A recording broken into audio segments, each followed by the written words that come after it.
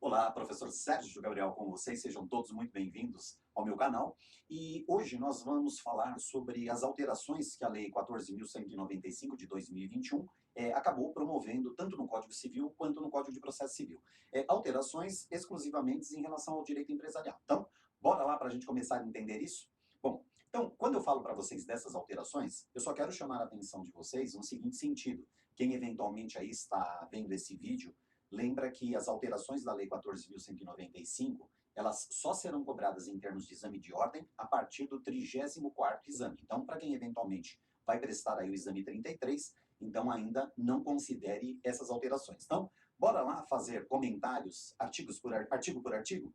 Então, eu começo destacando exatamente o artigo 1º, que é o que diz o objetivo da lei. Se vocês olharem a Lei 14.195 de 2021, que é antiga MP 1410, toda alterada pelo Congresso Nacional, ela é uma verdadeira colcha de retalhos, porque ela traz alterações de direito empresarial, ela traz alterações de direito civil, ela traz alterações de direito tributário, traz alterações de direito administrativo, então ela trata de tudo um pouco, né? É aquela coisa bem preocupante quando a gente pensa em termos de atualização legislativa, porque esse fato de você incluir várias coisas dentro de uma única norma faz com que alguns ramos do direito não se atentem para alterações que eventualmente tenham sido ocorridas.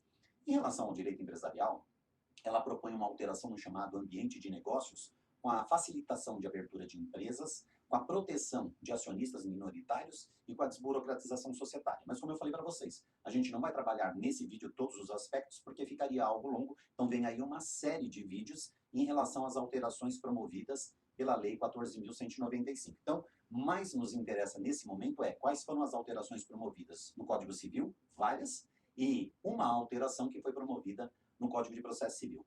Primeira alteração, aquela que inclusive já foi objeto de um vídeo nosso aí, é a revogação tácita da Eireli. Na verdade, houve uma falha muito grande na produção da lei, porque ela determina que as atuais Eirelis sejam convertidas após a regulamentação dessa conversão pelo DREI em sociedades limitadas unipessoal. Então, aguarda-se apenas essa regulamentação para que esse processo de transformação, então, ocorra. Então, dessa forma, o artigo 980-A do Código Civil, ele está revogado tacitamente. Além disso, também, quando a gente fala do artigo 44 do Código Civil, quando ele relaciona as pessoas jurídicas, a última hipótese são justamente as eireles. Consequentemente, ali há uma revogação tácita também. Então, não temos mais a figura efetiva da eireli. A segunda alteração, que vem promovida aí pelo artigo 43, e essa não altera também, mais uma vez, né, por uma falha legislativa, não altera pontos específicos do Código Civil, mas traz alteração, é a possibilidade de assembleia de sócios por meio eletrônico. Na realidade, a gente já teve essa previsão durante o período de pandemia e agora ela se torna definitiva. Então, qualquer sociedade empresarial que adotar como meio de deliberação de sócios a assembleia, mas professor, não é sempre assembleia? Não, é que algumas sociedades podem deliberar também por reunião, se elas tiverem até 10 sócios. A obrigatoriedade da assembleia é para a sociedade limitada que tenha acima de 10 sócios, mas é facultativa para uma quantidade menor de sócios. Então, caso adote-se a assembleia como meio de deliberação dos sócios, essas assembleias já não precisam mais ser físicas. Essas assembleias, então, podem ser realizadas pelo meio eletrônico, que serão juridicamente válidas. Ainda em relação ao mesmo artigo 43, ele altera os artigos 1160 e 1161 do Código Civil, que é aquele intervalo que trata do nome empresarial da sociedade anônima e do nome empresarial da sociedade em comandita por ações. Aliás, nem sei porque se altera ainda a sociedade em comandita por ações, porque ela já caiu em desuso. De qualquer forma, foi uma alteração promovida pelo legislador. Agora ele diz que na composição do nome empresarial dessas duas sociedades, a SA e a sociedade em comandita por ações, torna-se facultativo a inserção do objeto social no nome. Então, não é mais obrigatório a inserção, a colocação do objeto, né, do ramo de atividade daquela sociedade no seu nome, tá bom?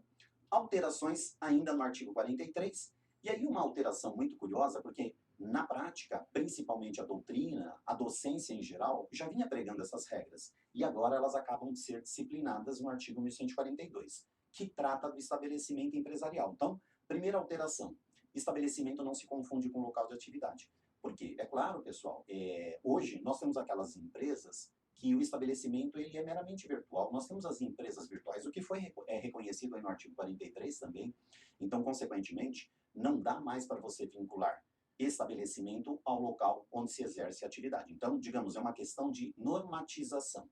A segunda alteração, que na verdade já era uma questão interpretativa, porque o 1142, ele, se você observasse, ele tinha apenas o caput. Agora, a partir da alteração, ele vai contar com os parágrafos também. E aí o legislador vem e acrescenta aquilo que já era objeto de interpretação, que um objeto empresarial pode ser físico ou virtual. Nós temos várias empresas virtuais, né? Também temos um vídeo aqui no canal que trata sobre isso. Hoje você tem, por exemplo, os bancos digitais, que são empresas que operam, a atividade é exercida 100% na forma virtual. O estabelecimento virtual pode usar o endereço do sócio. Nós temos um problema sério, porque o uso do endereço do sócio para fins de registro é algo que depende, quando do registro da empresa, a regras municipais. Agora nós temos uma regra federal dizendo que, se for o caso, é possível a utilização do domicílio do sócio, no caso de atividade virtual. Então, é claro que a legislação municipal em geral, ela precisará se adequar nesse sentido. E o horário de estabelecimento físico, no caso das atividades empresariais, continua de regulação pelos municípios. Então, algo que não se alterou. O artigo 57, ele vem e traz uma notícia bem interessante para a gente, né? Revoga a polêmica teoria ultra vires societatis, que estava lá no artigo 1015 do Código Civil. O que é essa teoria ultra vires societatis, professor? É que as atividades de uma sociedade, elas são praticadas através do seu administrador. A sociedade é uma pessoa jurídica, então ela não tem vida própria. A vida dela é expressada através de atos praticados pelo administrador.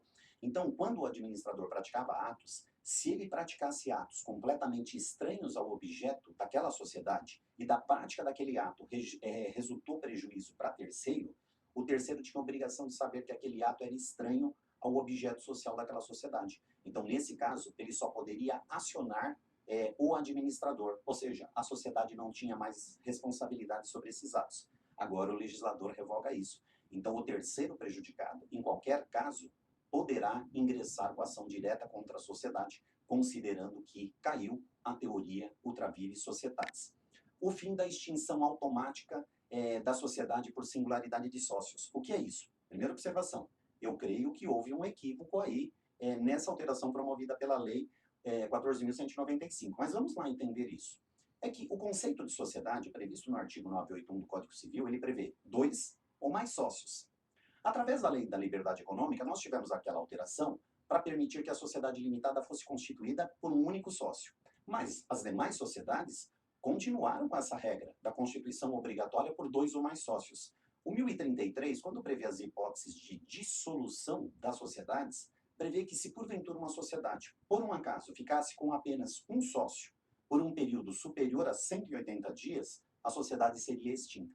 Veio o legislador agora e revogou o inciso que previa, no 1033, que previa a extinção por falta de pluralidade de sócios.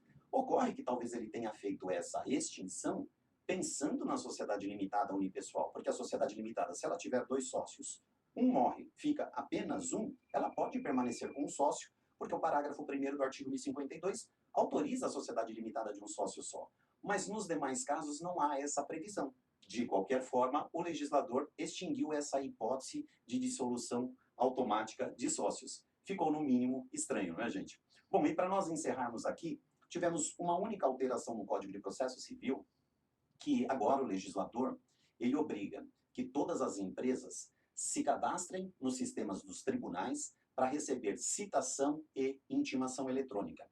Isso já era previsto no Código de Processo Civil de 2015, mas excluía dessa incidência as micro e pequenas empresas. Agora, da forma como está no Código de Processo Civil, né, a forma alterada, qualquer empresa será, portanto, obrigada a se cadastrar nos sistemas. Mas a gente fica pensando muito na efetividade desse dispositivo, porque caso ela seja citada pelo meio eletrônico e ela não responda a essa citação, vai ter que se usar outro meio alternativo de citação. Então, questiona-se muito essa citação. Talvez seja para uma agilização, porque se der certo, nós já resolvemos a citação daquela empresa, tá certo? Então, gente, esse é o primeiro vídeo abordando aí aspectos da Lei 14.195. Se você gostou, deixa aí o seu curtir. Se você tiver críticas, sugestões, inclusive sugestões de tema, deixa aí nos comentários. Se ainda não segue o canal, lembra o que eu disse, vem vindo mais vídeo por aí sobre essa matéria. Então, inscreva-se no canal para receber as alterações que a gente vai trazer aqui para vocês através dos vídeos, tá bom? Agora sim, agora a gente pode encerrar dizendo que empresarial é